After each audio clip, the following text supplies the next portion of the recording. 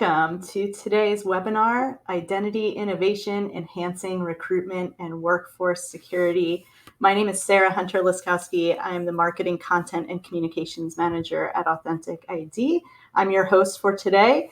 I'm excited to introduce you to our panelists today, Blair Cohen, Authentic ID, Dan Jurescu of Credivera, and Robert Forget of Credivera. If you all would like to take a moment just to introduce yourselves before we get started. Dan, you go first. Oh, come on, Blair. I was just going to put you on the spot. All right. Fine. I'm Dan Jurescu. I'm the CEO and co-founder of Credivera. It's a pleasure to be here today with our partners at Authentic ID and excited about our topic. It's going to be phenomenal. So look forward to it. Thanks for inviting me, Blair. Sure. Robert. Robert Forget, I'm the CRO here at Credivera. Also very excited about today's topics and some of the discussion that we have, kind of digging deeper into how Authentic ID and Credivera together can really solve a lot of problems out in the space. Awesome. Thanks for being here. And I'm Blair Cohen. I'm founder and president at Authentic ID and a big verifiable credential fan and love the work that Credivera is doing. So excited to be here with these folks today. Great. So just to give folks a little bit of background today on what you can expect in the webinar, obviously ensuring security through the employee journey is more important than ever. So today we're going to just look through what the biggest sources of fraudulent activities, credential stuffing, location masking, deepfakes, how those are impacting organizations.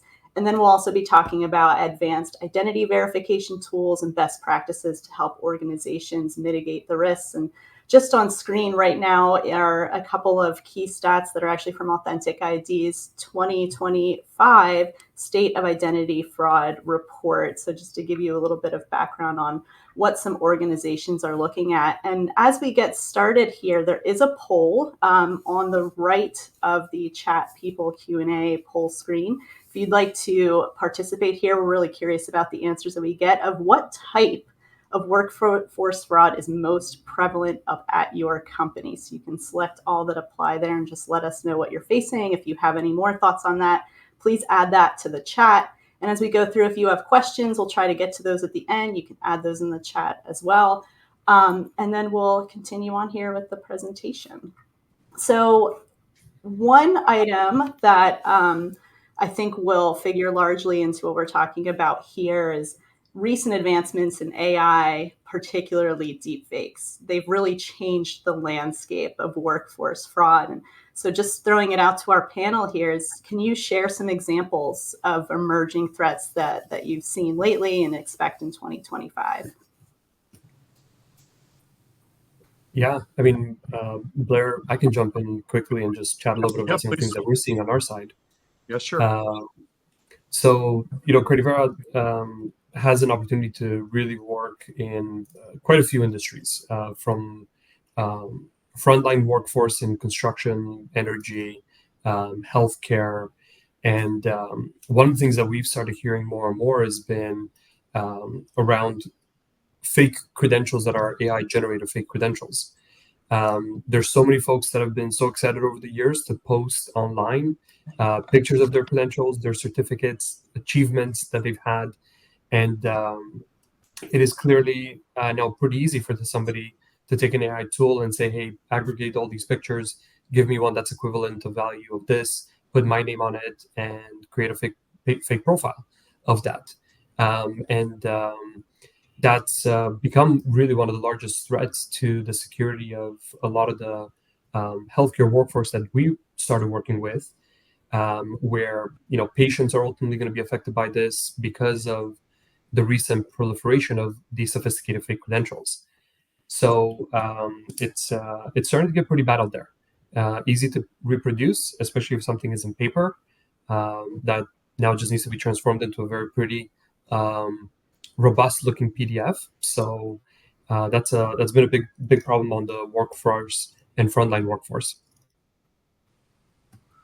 I guess what we're seeing, we're getting called left and right by employment screening companies. We have alarmingly seen a number of attacks where a foreign agent, in many cases, will take over the identity of a U.S. citizen, that has very strong IT credentials.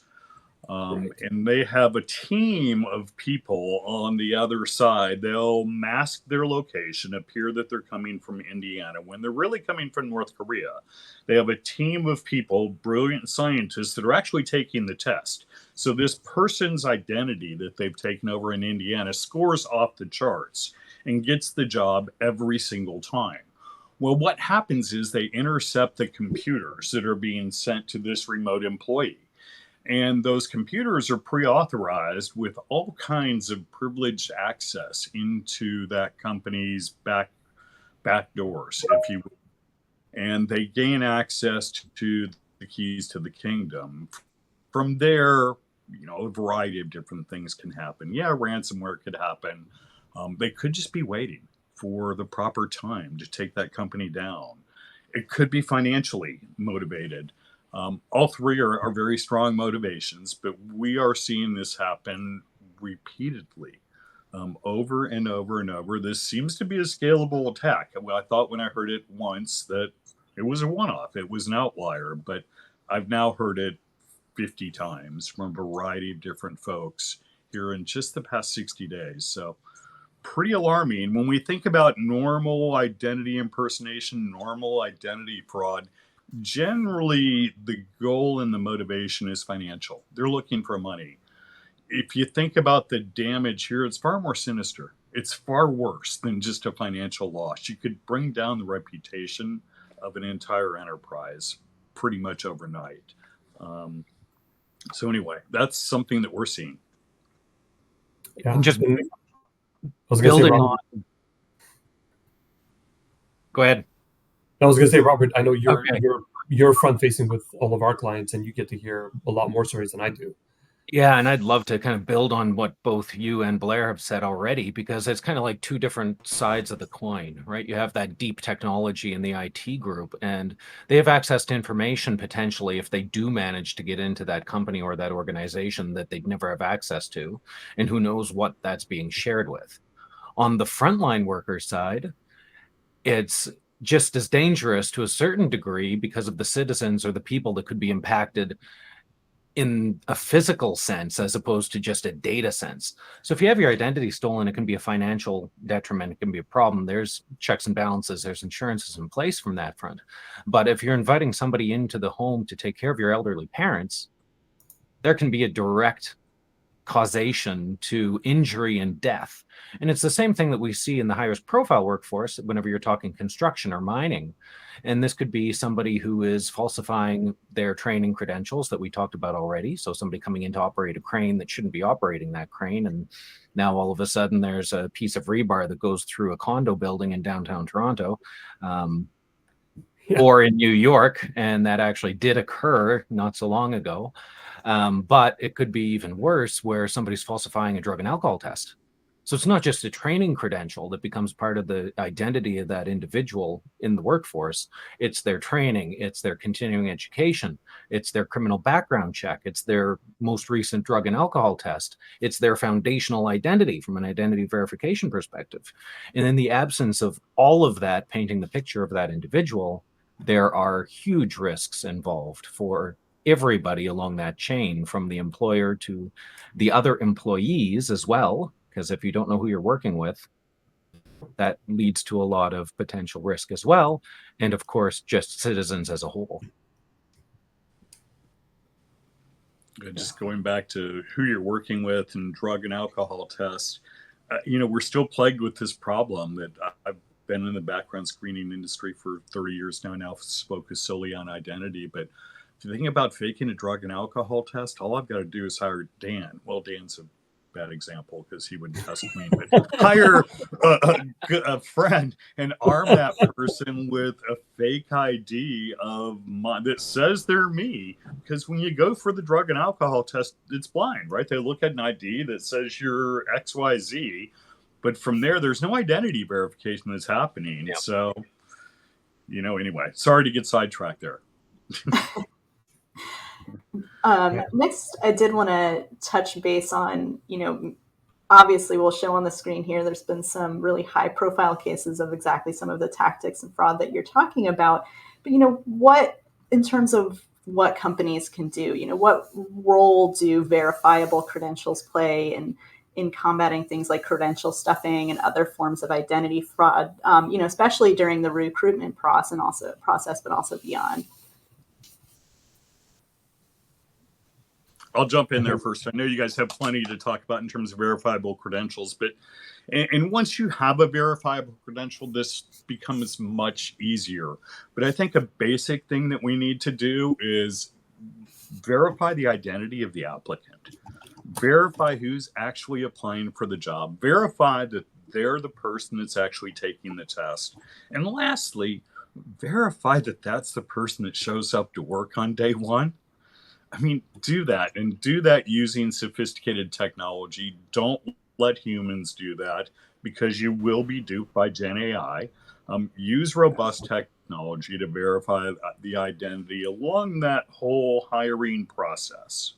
So I'll start with that. Robert, I'll go to you for verifiable credentials, and then I want to add a few more components to what Blair said from the pre-onboarding.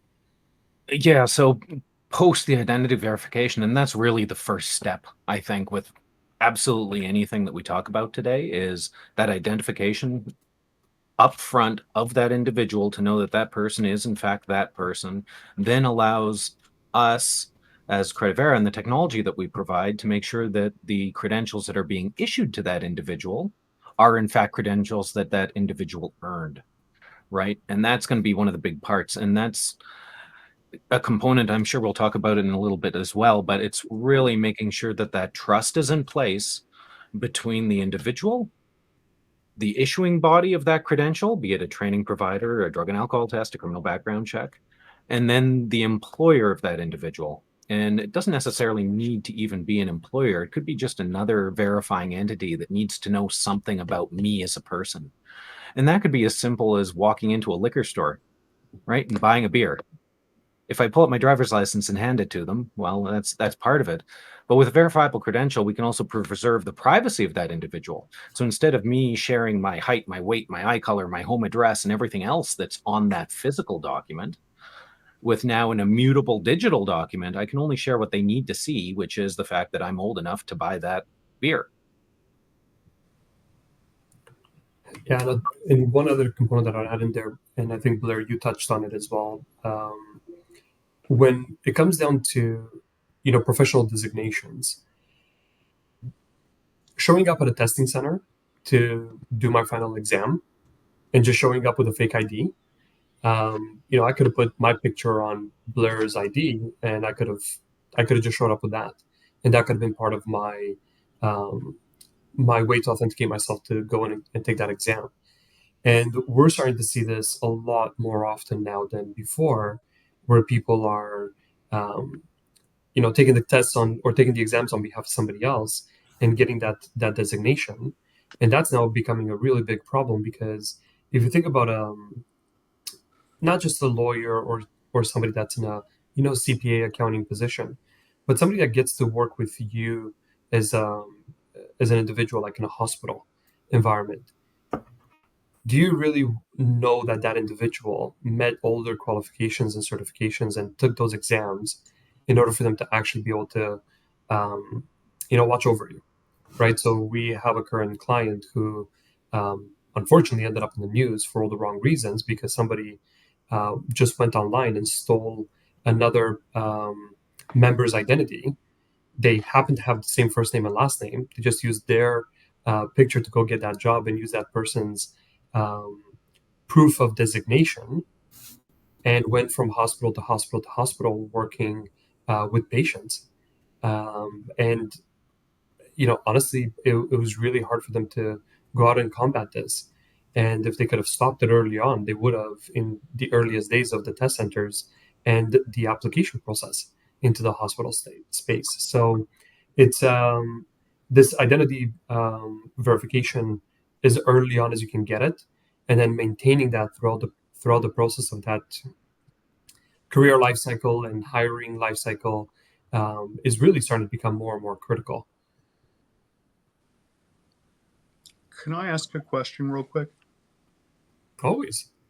Sarah's the moderator, so I don't want to interrupt her flow, but I do have a question because you just brought it up. Robert, I love the fact that, VCs provide selective disclosure of information when it comes to proving your identity. Love that. But Dan, you just touched on, so how do verifiable credentials stop this fraud that's happening when it comes to testing and the certifications that you achieve? I mean, how do we tie those two things together, identity and the certification achievement? Robert, you or me? I'm happy to start, and then you can Go. add anything that you think I missed. Okay. So verified by credential, by the way that it's created, is immutable. So the data inside of that credential, and that's all of the claims that are in that credential, can't be changed. Right. It's also signed by the issuer. So here's a really good visual of this. Signed by the issuer, where whenever they issue that credential to the holder, now that holder has it in their own possession. It's signed by the issuer and it's signed by the holder. So both entities actually have a mark or a digital signature in that VC to prove that it is in fact from issuer X and it was issued to holder Y. With identity verification layered on top of that, you now know that that holder Y, as claimed on that VC, is in fact the same person who did that identity verification. So now we're tying in that individual as the true person who did get that issued credential. On the verifier side, that verifier can ask that holder to present the credential, and whenever it is presented to them, that verifier can check against the signature that the issuer has embedded inside of that VC. What's more is that verifier can also ask for a verifiable presentation, which means that they're asking for more than one credential in order to prove XYZ about the holder. So in that case, they can actually check the identity verification credential plus the education credential plus a criminal background check, plus a drug and alcohol test, plus. And as they start to chain the credentials together, they get a more detailed and complete picture of that individual. And they may not need all of the claims from each of those credentials. They may only want to know that, yes, that credential exists, and yes, it's in this holder's name. And then it's simply the verification of 7, 8 different credentials that that individual holds. And each one of those verification points continues to reduce that risk of fraud, because even if you manage to get a hold of somebody's one credential, the chances of you getting a hold of their identity verification, their criminal background check, and their drug and alcohol test, it gets much, much lower. Yeah, I'd say, Blair, one thing that we can attest to, at least from our technology and the work that we've done over the last 5 years, on average, a holder inside of the Credivera platform has 12 or more credentials that are bound to them. Okay. Right? So all of a sudden, it's no longer just the one touch point of the person's identity. Now that individual had to have gone over their career life cycle and been able to alter at least 12 points of reference that are coming from so many different issuing bodies. And that just gets exponentially harder when you're starting to bring the issuer and the holder together to be able to present something of trust to the verifier. Right? So it's no longer just about the one proof, but now it's the many proofs. And to Robert's point, that ability to stack that request to say, I need not just one, but I need all of these things provided in order to trust that you are, in our case, you're ready to work and you're competent and compliant, but it's also to the employer, it's that next level of assurance of, should you be the one that I not just hire, but also, send that laptop to. Got it. Thanks. So, did that answer your question? Yeah. Thank you. And I think that's a good segue to, and just talking about knowing your employee. How do something like verifiable credentials fit into a know your employee strategy, and and what are the key components of an effective KYE strategy? So Blair, I don't know if you want to start off. Well, I think, this is all about trust. And in order to establish trust, getting identity right, it's just the root and the foundation of everything. So start with robust identity verification. I know, again, I mentioned that I've been in the background screening industry for a long time, but identity verification in that industry is more of an afterthought. It's more about verifying their educational credentials, their employment history, their drug and alcohol, and criminal history, and things like that. But identity seems to be an afterthought. In fact, it's really kind of done as a way to pump up the price of the background check, if you will, because it allows you to discover other jurisdictions to search for criminal histories, if you will. But it's based on data. So Sarah asserts that her social security number is XYZ.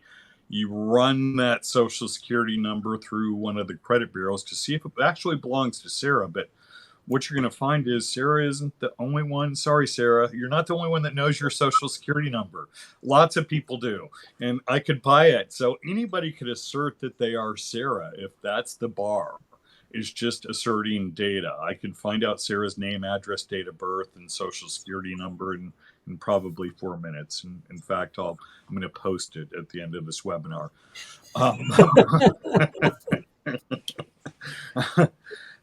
So you can't use data anymore, folks. It's no longer safe. It's no longer secure. It's no longer the way that you should be proving identity. You have to use things that are much more difficult for fraudsters and bad actors to get a hold of. What's considered the gold standard for proving identity globally is a government-issued identity document. Use that. But don't use your eyes to review that document. Use technology. There are robust companies out there that can run hundreds of forensic tests on that document to make sure that it's real, that it's not a counterfeit, that it hasn't been manipulated or changed or modified in any way, shape, or form. Then make sure that the applicant, the talent themselves, is the person depicted on that document, A, and make sure that they're the person that show up to work on day one, B. So there's our start. We're only a small part of the whole know your identity piece, as I started with, but it's a very important part that can't be overlooked. But I think, Blair, I want to tack onto something you said, which is it's one thing to check that identity at the employment job offer component. But one thing that I really loved about even our earliest interactions when we got to know a lot more about Authentic is the discussions we had around the re-authentication. Yeah. Right. It's beautiful.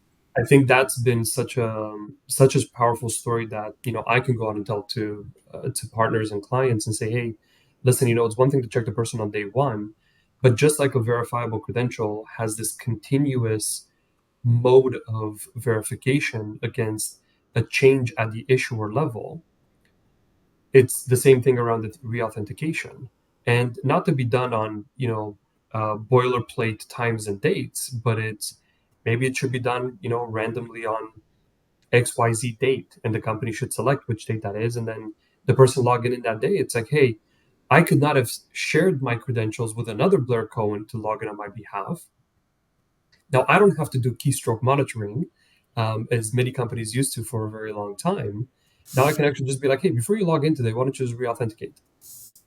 Yep. So, Blair, what are some of the things that you guys have seen in the past from the value of re-authentication post the first initial identity proof? It is magical from a user experience standpoint, and very few companies today deliver magical user experiences, right? Generally, it's not that easy. But with re-authentication, once I know you, I can trust you. And I can trust you with the ease of opening up your iPhone. I mean, literally. And if you think about all the problems that this solves, it's a magical experience for the consumer. Now I don't have to scan my ID to prove with authority, with immutable authority that I am me. I can simply take a picture of my face in less than a second, way less than a second. That proof is provided to the relying party. So that is magical from a consumer experience, but it's also magical from an enterprise, from a relying party standpoint, in that very few people realize how much fraud is performed first party fraud, meaning I commit a fraud and I call up the vendor at the end of the month and say, I didn't do it. I'm a victim of identity theft. I didn't do this. Folks, it's come down just a little bit, but it's well over 25% of all fraud that exists is first party fraud. First party fraud goes away when you talk about re-authentication. It's very hard to say I didn't do it when I have my face, date, and timestamp with liveness detection and my IP address logged and all that kind of thing. That goes away. So it's magical on both sides, both from the relying party and a consumer standpoint.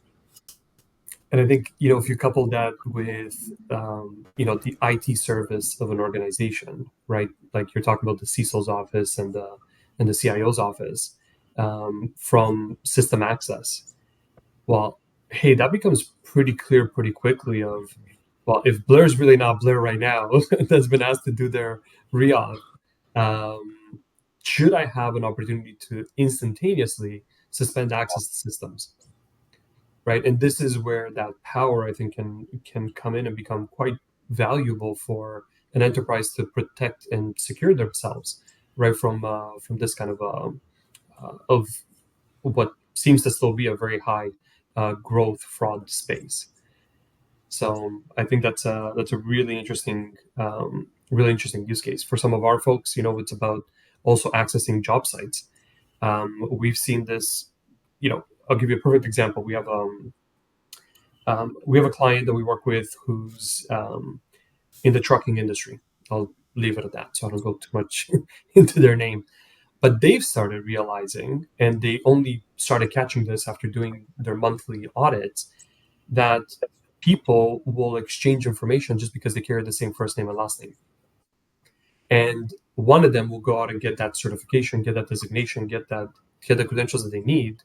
They'll share them with other parties or members that carry the same first name and last name, and they will show up at different job sites, which are hundreds of kilometers apart. Sorry, Canadians, hundreds of miles apart from each other, and it's the same person that's coming into that job site.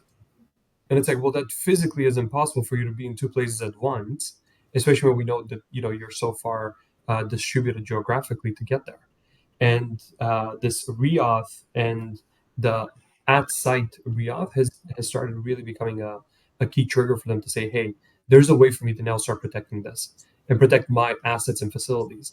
Because we're talking about, serious incidents that can occur in these kind of environments. It's not just about data theft, but now it's about putting people's lives at risk, which is taken at a different level of liability, right? So anyway, I said a lot. Yeah, and we took over what you were going to say. 2 minutes on that piece too, that re-verification, because I think it's very interesting too. The randomness of it, huge, right? Because now it helps to reduce risk, and it helps keep that employee from doing things that they shouldn't be doing. But there's also the ability to tie that re-verification to the task that the individual's about to do. And I think that's another way that we can reduce risk. So if I'm buying a chocolate bar at the corner store and I tap my card, well, I don't need to verify my identity there, right? The risk is very, very low. But if I'm transferring $50,000 to buy a house, maybe that's a transaction that identity verification should definitely be done 100% of the time, as opposed to randomly. So picking and choosing, I think, according to that risk profile becomes important. Good point. And one thing I wanted to, bring the conversation to is, we've mentioned the career life cycle, and we're also talking about that balance between security and user experience. So, how can we pair IDV with verifiable credentials to enhance, things like the onboarding process while maintaining that balance?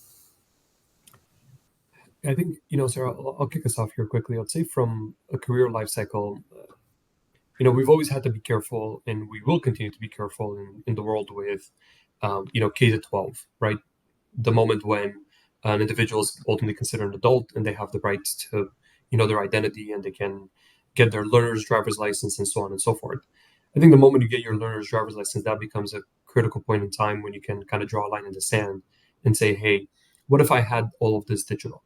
What if there was ways to bind that to me and to allow me to bring this throughout my life in a digital way, in a digital format? And I'm not saying that everybody's ready to go there, but certain countries have advanced a little bit more than others in progressing this enablement of that digital identity from a much earlier stage of not just childhood development but from that hitting that I'm a adult stage.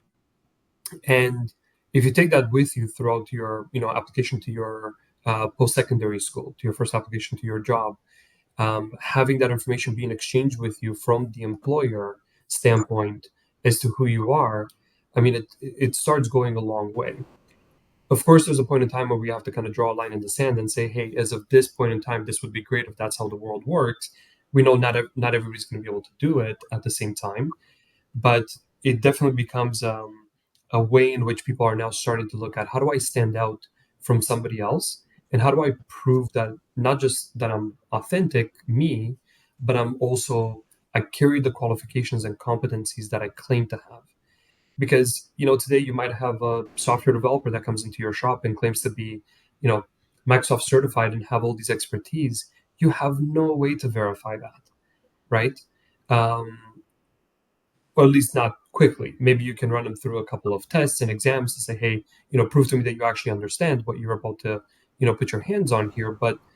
Um, but it's much harder to do that, especially when you look at the 2030 projected career growth paths, and it's like engineers, in the sense of software engineers, is looking to double over the next few years. That's huge, but just as that's doubling, we're seeing a 60% increase in frontline workforce that's being projected by 2030, right? Because just because we have software development and technology as an advancement that's really changing all of our lives, we still need infrastructure, we still need expansion, we still need schools, we still need to build bridges, we still need to do take care of our elderly, take care of you in a hospital, right? So all that still exists. Like, that's not going away just because AI is exponentially, fulfilling the needs of certain job profiles.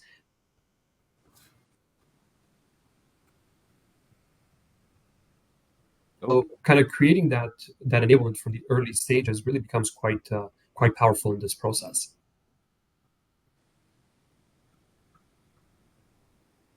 Blair, anything to add there? No, I mean, I agree. Coming from this world, I love everything about verifiable credentials. The selective disclosure piece is brilliant. The fact that it's super secure and can be relied upon, that all the certifications, all the identity, all the employment, everything about you, all your medical records, they're all coming from the system of truth, from the issuer of all of those proofs, if you will. And being able to carry that in your wallet and present it as needed, it's the future. And I can't wait for that future to get here. I want that capability in my wallet right now. Yeah, and the career life cycle, just back to that slide for a second, it's not linear anymore, right? If you go back far enough, this was very linear. You became an apprentice, you did your education, then you'd apply for a job with a journeyman or with a organization that needed that role that you trained for, and then you worked there until you retired. They'd bring out the cake on your last day, and then you'd go home, right? Fundamentally. The world's a different place now. People have more than one career during their career life cycle, and it is a real cycle. I can go all the way through. I can get my education, become an applicant, go work, and then change my career later on in life and do something completely different. So it's that perpetual looping back. But fundamentally, everything that I've done before is still part of who I am. I don't lose that. So if I've got my journeyman welding ticket, was a welder for 10 years, I'm still a welder for 10 years, even if I went on and became now a software person. And part of that can help build that identity. And that makes everybody unique fundamentally. And that uniqueness becomes very important. We had one client that always did the demo. I don't know if you remember this demo, Dan, where he would go on stage, he'd be doing his presentation, he'd pull up his LinkedIn, he'd show his LinkedIn, then he'd pull up the LinkedIn from somebody with his same name, grab one of the education from that person with the same name, just grab the link and copy it across to his LinkedIn, and poof, there he goes. He's got his PMP. Yeah. Oh, I remember. And he'd do this live on stage.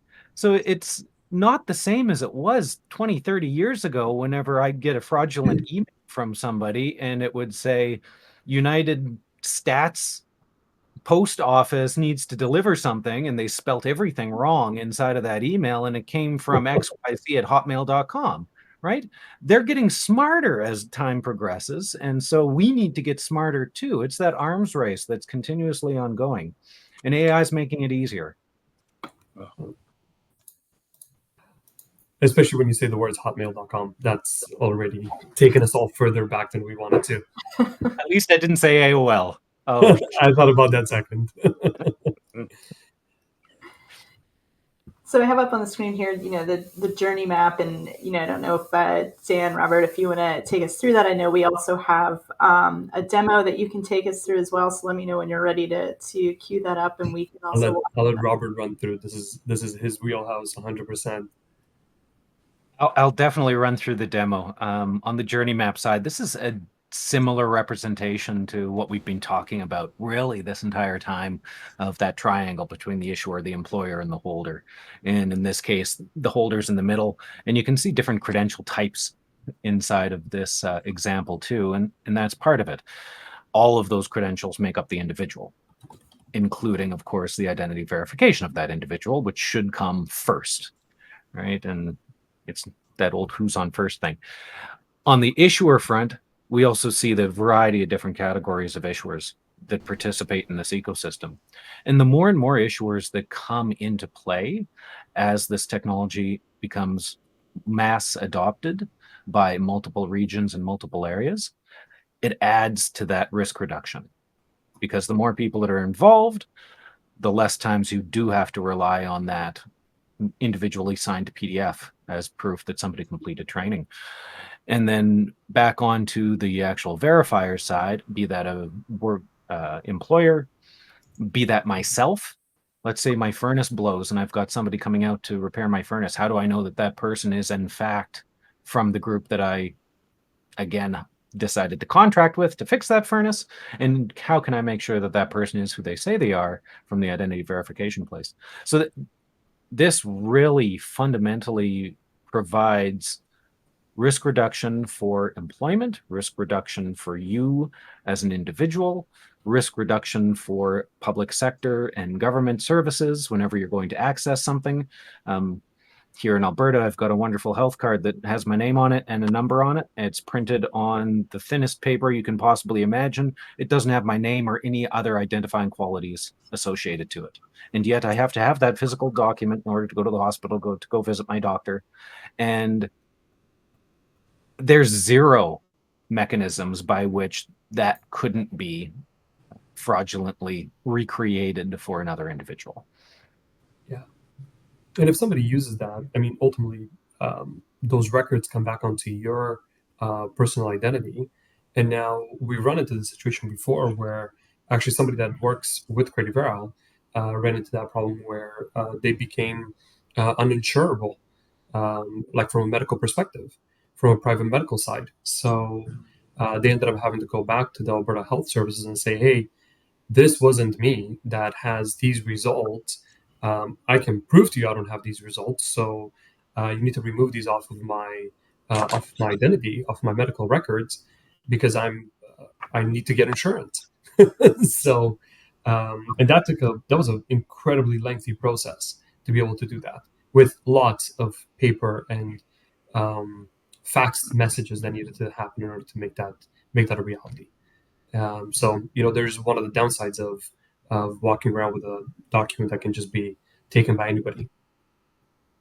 Yeah, it's crazy to me that such an important document contains no biometric identifiers. I mean, anybody could walk in with that document and insert that identity. It's just astounding to me that that can happen today. And just to, I've been familiar with healthcare fraud for quite some time. And Dan, it often results in death. Your person had to spend months trying to clear up the records, but I know of a number of cases where these medical histories have gotten combined, and one of those two people was treated in a fashion that they should not have been treated in, and it resulted in death. And this Unreal. happened, you know, I know of it more than a dozen incidents, and that was when I was researching this 10 years ago. So I'm sure it's happened with a lot more frequency than we can imagine. So again, a lot more important using some money here, or spending some time clearing up your healthcare records, both of which sting, but nevertheless, death is way worse. So anyway, but if you guys become the 51st state, Elon will come in and fix this thing for you. You won't have to worry about this at all. This is like that moment when somebody says, we don't discuss politics or religion at the dinner table. Yeah. I'm sorry, it was a bad joke. I had to throw it. I mean, that's such a bad system. My goodness, somebody needs to fix it. I think I can fix it. We don't need Elon. No, you got it. The two of us can take that on. We're good. That's awesome. Okay, then Sarah, over to you and Robert for a quick video. All right, we were talking about user experience. So this is really to show how easy it is from end to end to trigger that identity verification request from the admin, how that verification request hits the holder, and how they then in turn do their identity verification, and how the system can generate it as a verifiable credential for that individual. So here's the admin side making that request for the individual to do the identity verification. As soon as that request is sent from the admin, it goes into a pending allocation. So it's a requested status for that individual to do their identification. We're going to flip over to the individual now as well. There's the notification for them to verify the identity. And this goes all directly through the same workflow for that end user. So they don't need to log in a second time or provide third logins, fifth logins, whatever it happens to be. It's all entirely contained inside of their mobile device, which is on the left. They then have the ability of now finding a foundational piece of identity for them to do that identity verification through Authentic.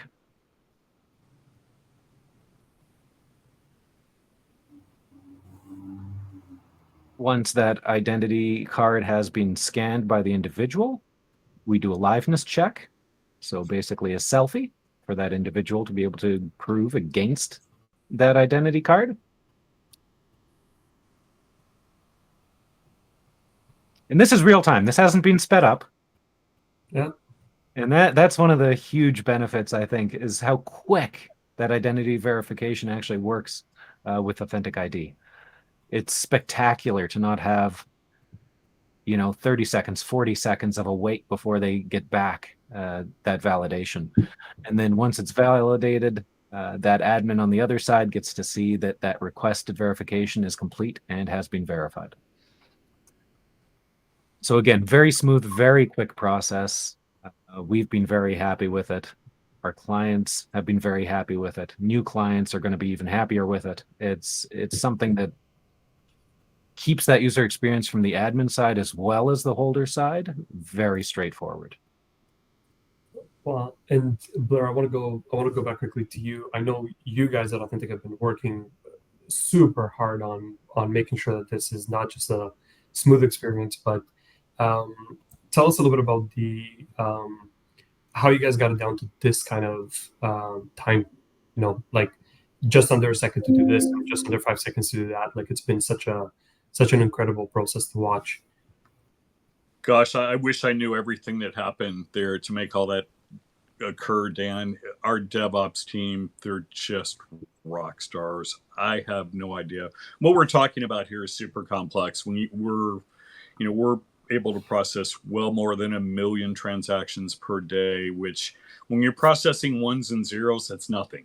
We're not processing ones and zeros. We're processing huge images of identity documents and faces. So it's computer vision. And what happened in that short amount of time that Robert showed in the demo is, I keep using this word magic, but it's magic. And we performed nearly 500 different tests. Well, that was a sample document. It was probably fewer. But the time won't really verify or won't really change based on the type of document.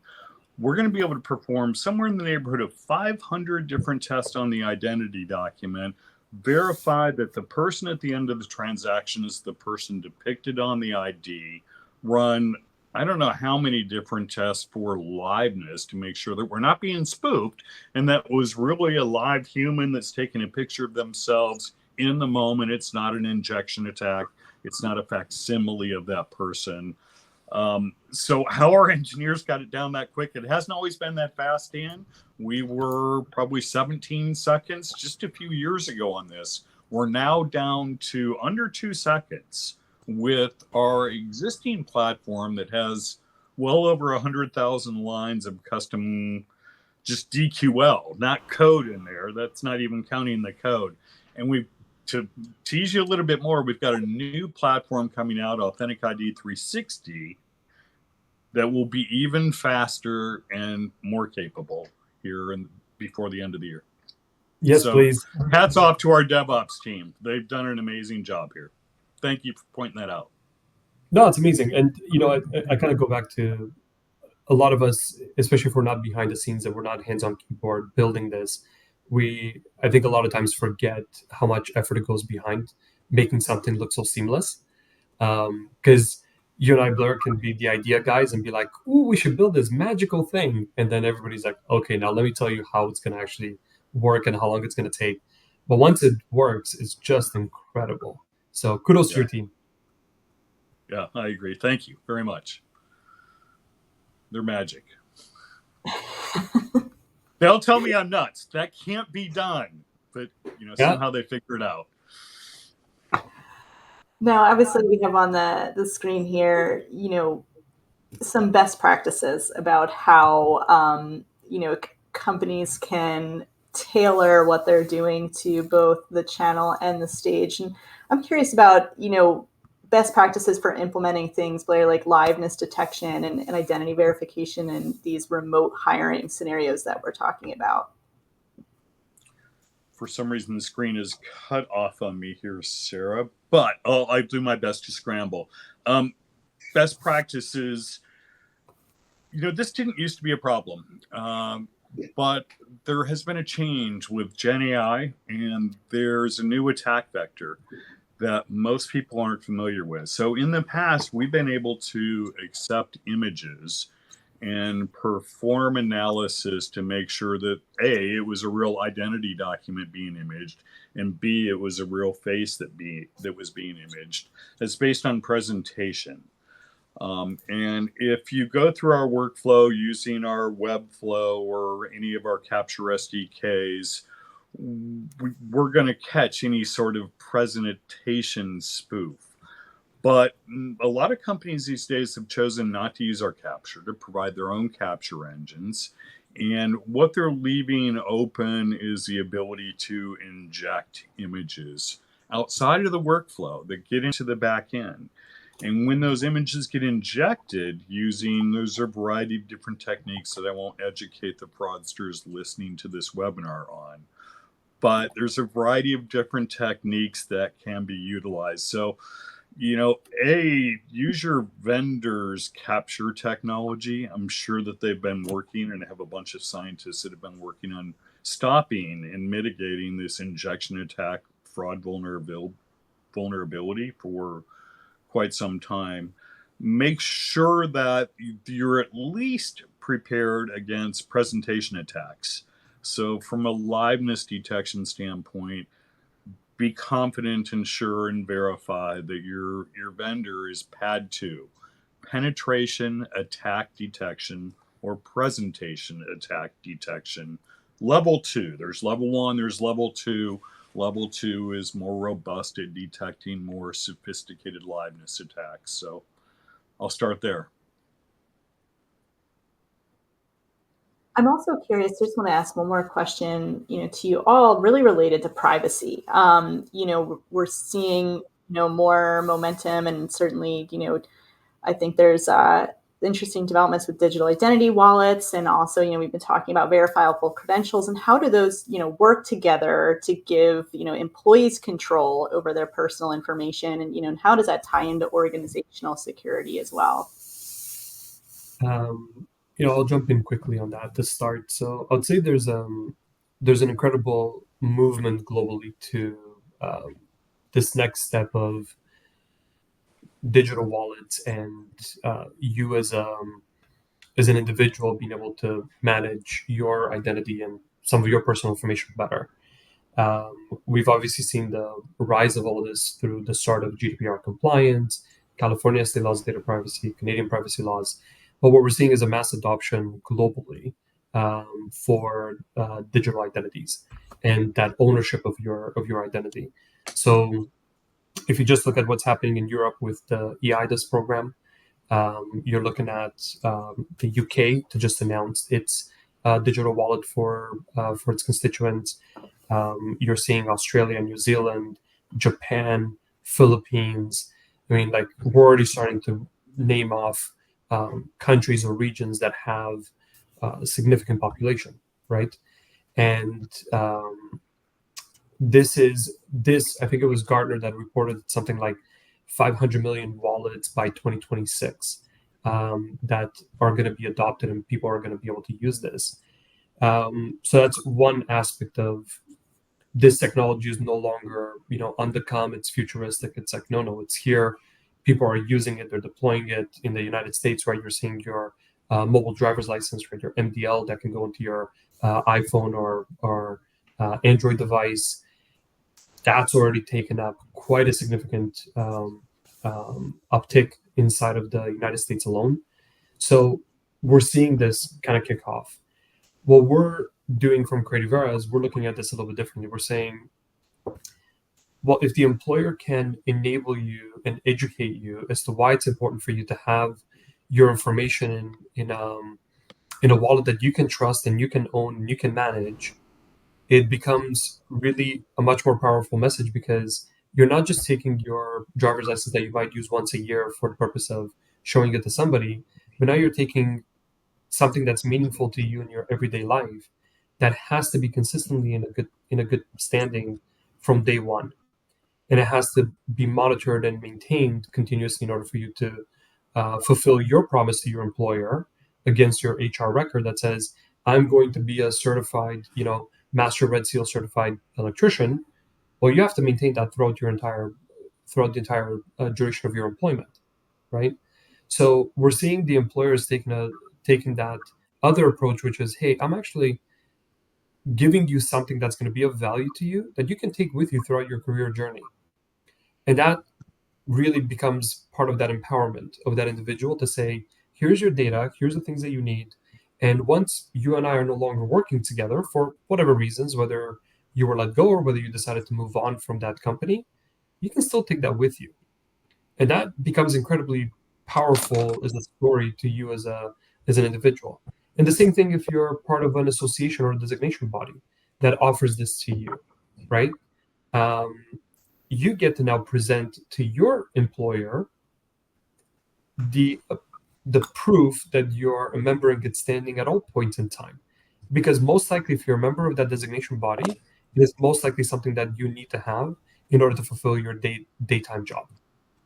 It's not that you just have it like, I'm not a member of the Architects Society of Alberta if I'm not an architect. Like, that's not my pastime passion.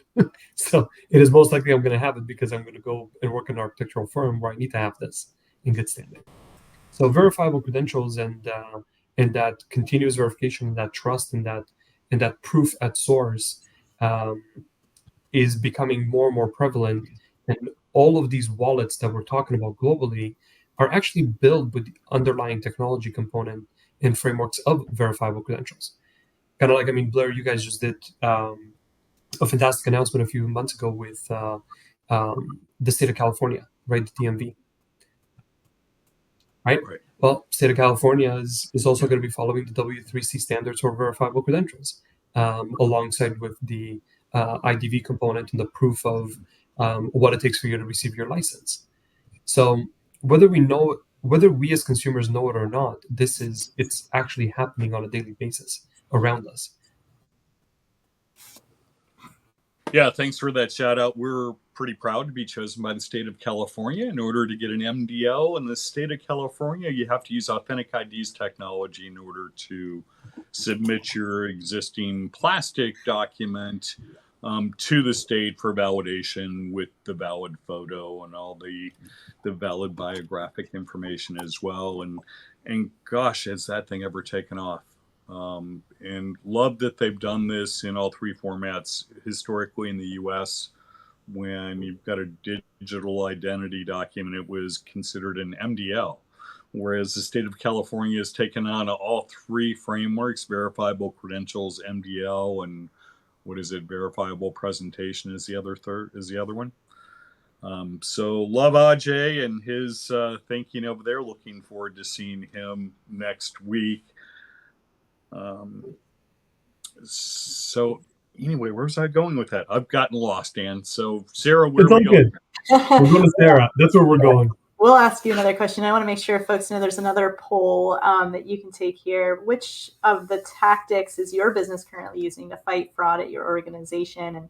And select all that apply there. And I think one last question, because we only have a few minutes left, for each of you, is looking ahead to this year and beyond. What are the emerging technologies and trends that you all see shaping the future of workforce identity verification and security? So whoever wants to go first there. I can go first. I absolutely love trying to predict things. In this case, for 2025, I think one of the threads that was underlying a lot of what we have said today is portability and reusability. Again, we're not doing 5, 10, 20-year careers anymore. We're doing careers quickly. We're also volunteering to coach Little League. We're volunteering to feed the hungry. We're doing a variety of different associations of professional organizations that we're working with. If I'm a gig economy worker, I might be servicing 10 different clients on a daily basis, and every day it's a different 10 clients. Doing something once, and I'm me all throughout that process. I don't change. I'm still me whenever I go to the next client. So having that portability of my credentials, my training, my learnings, my identity, my criminal background checks allows me to not redo all of that work time after time after time. And I think that we're going to see more and more software providers, hardware providers embracing those credentials as how you now access on a daily basis the different services that you have paid for, from a subscription perspective, from a device perspective. Recently, my son changed his phone, so we went to the new phone. And the pain of relogging into everything, because they don't have something simple in place like this. So they ask you to do multi-factor authentications. Well, some of that multi-factor authentication is a code to your email, a code to an SMS text to the device, plus your existing password. Well, whenever you change phones, there's a period there where you can't get a text message to get the code to re-verify, right? And until you actually get into that device as a verified user of said device, you don't have access to your email to check the code from the email that they sent you. So we ended up having to have 3 different devices open in order to actually authenticate onto the new device. And it's things like that that are just so complex that, and they don't need to be anymore for the user. I'm going to put my hand up because Robert, we're going to be right at time. I'm going to say whatever Robert said is what I'm backing. That's the trend for this year. So Blair, over to you. Yeah, I think we're out of time. I hope that this is the year of VCs. I'm going to be a bit of a doomsayer, though. I think that this is going to be the year where generative AI attacks are going to hit employers harder. And it may be next year. before they really adopt VCs, because this year there's going to be a lot of pain out there. So I sure hope not, but we'll see. Sarah? So we're ending on a note of doom. Well, we need to have a part 2 then. That's right. So thanks everyone for joining us today. We'll be sure to send out the slides after the presentation is done. Thank you, Robert, Blair, and Dan, for a great presentation, and we'll see everybody again soon. Thank you. Thanks, Sarah, Dan, Robert. Thank you. Thank you all.